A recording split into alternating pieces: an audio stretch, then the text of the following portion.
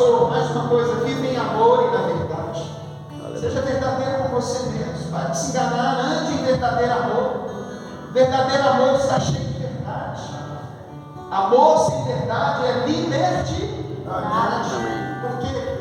Porque a gente fica relaxado, a gente não presta contas para ninguém, a gente reduz os passos aos quais Deus queria que a gente andasse. Queridos, eu não conheço um pastor sequer que tenha mudado a história da sua família, da sua comunidade, da sua cidade, sem ser dedicado, sem ser disciplinado.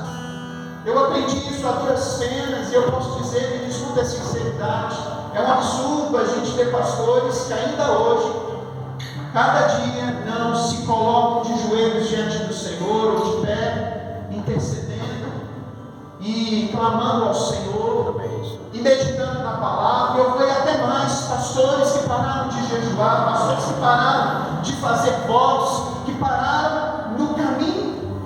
Para de andar com a sua agenda cheia de compromissos, mas sem compromissos com Deus. O seu primeiro compromisso, meu amado, é um compromisso com Deus, e não é um compromisso apenas de levar a sua voz para Deus, dizendo que está aqui os meus projetos, mas de dizer: Senhor, quais são os seus projetos para mim?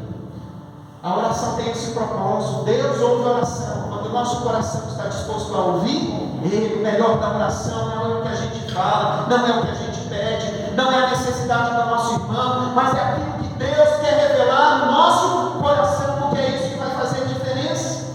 Se amor sem verdade leva à libertinagem, a verdade sem amor leva à rebeldia, à religiosidade. Quanta religiosidade nos nossos corações, quanta crítica, quanto julgamento, quanta acidez, quanta rebeldia. Quantas vezes temos machucado e ferido as pessoas. Vamos parar de viver como religiosos, vamos viver como incrédulos. Às vezes parece que até o mundo tem mais fé do que a gente, porque as coisas que Deus prometeu para nós não acontecem mais no nosso meio. O verdadeiro amor leva a pessoa ao arrependimento, e assim Deus se identifica com a nossa dor. O verdadeiro arrependimento abre a porta para o agir dos céus. E mais uma coisa, pastor: pare de viver independente, ou mesmo dependente. A única dependência total, completa e exclusiva que a gente tem que ter é com o Senhor Jesus. Mas com as pessoas ao nosso lado, seja a nossa esposa, seja os nossos filhos, seja o conselho da liderança da nossa igreja, nós precisamos viver a interdependência. Quantos pastores ainda dependentes, e de tão dependentes as pessoas o acham chato e se afastam. Às vezes independentes as pessoas o acham orgulhoso e também se afastam. Esse texto aqui diz que os líderes da igreja são as juntas. A junta é o que conecta. Nós somos chamados a conectar pessoas com os céus, com a realidade divina. Nós somos chamados a conectar as pessoas com a palavra que transforma, com a palavra que liberta. Se nós não ajuntarmos as pessoas, nós vamos espalhar.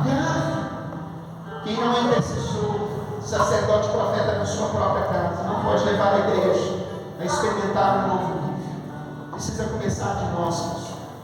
Eu tenho dito que caráter é ter relacionamentos corretos e saudáveis, primeiro com Deus, conosco mesmo. Nós precisamos agir com transparência, com sinceridade. Nós precisamos ter um relacionamento correto conosco, sabendo das nossas fraquezas, dos nossos defeitos, mas também ter um relacionamento correto com as outras pessoas. Se tem algo que Deus quer trabalhar nas nossas vidas, é que nós sejamos craques em relacionamento. Sabe por que a gente perde a influência na vida das pessoas?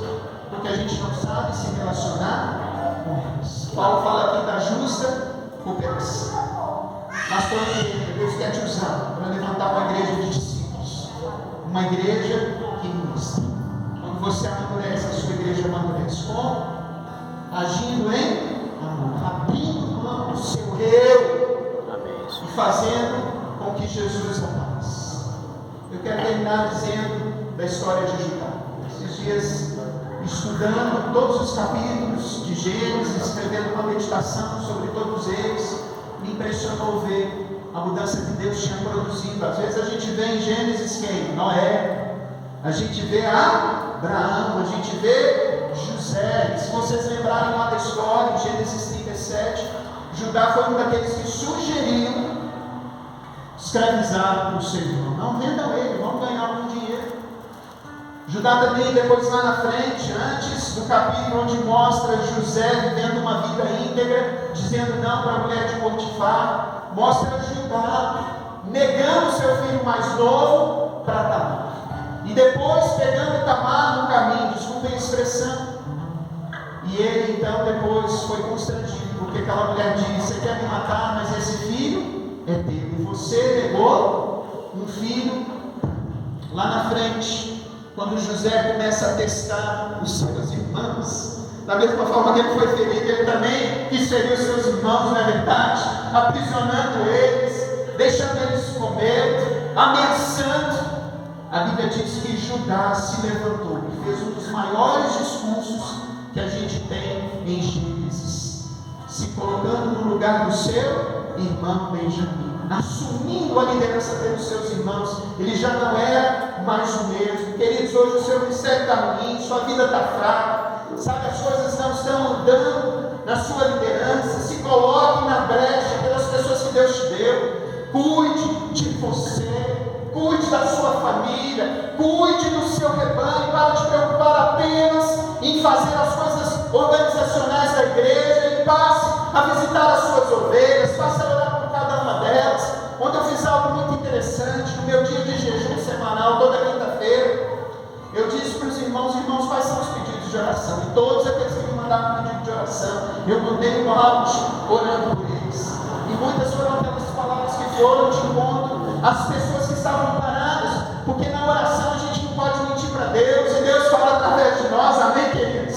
E essas palavras moveram pessoas que estavam distantes da igreja, moveram pessoas que estavam fracas, que estavam desanimadas. Mas cuide também da dúvida. Judá, no final da sua vida, recebe a profecia de que por meio dele virá o cetro, que vai dar a vinda de Jesus, na verdade, da tribo de Judá. Deus tirou lá da tribo de Efraim, de Benjamim, e trocou para a tribo de Judá. E eu quero dizer que Jesus também virá através de você para muitas vidas da sua comunidade, para muitos que estão desviados, para a sua família que talvez não veja mais Deus em você. Por isso, levanta-te, homem de Deus, e se esforce hoje para viver a unidade, para fechar